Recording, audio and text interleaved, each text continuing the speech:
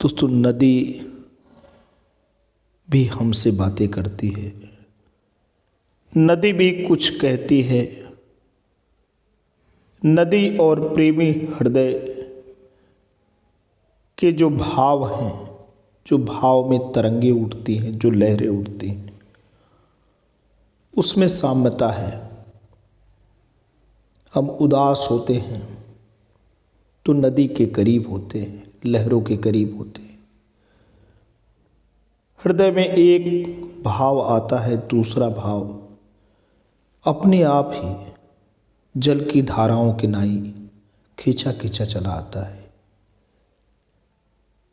आज की जो कविता है, नदी तट पे जो प्रेमी हृदय है, उसके हृदय की जो उदासी है, उसकी जो वेदना है, उसकी जो पीड़ा है, उसके अंदर जो विरह वेदना है, उसको बयां करती है।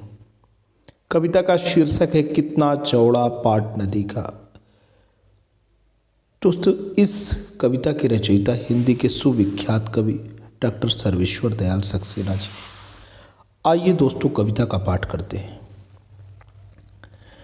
कितना चौड़ा पाट नदी का, कितना चौड़ा पाट नदी का, कितनी भारी शाम।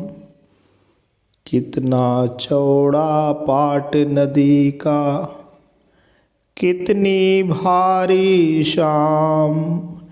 कितने खोए खोए से हम, कितना तट निष्काम। कितनी बहकी बहकी सी दूरागत वंशी टेर। कितनी टूटी टूटी सी नभ पर विहंगों की फेर। कितनी सहमी सहमी सी छित की सुरमई पिपासा।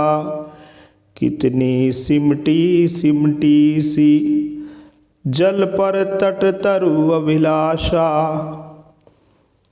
कितनी चुप चुप गई रोशनी, छिप छिप आई रात।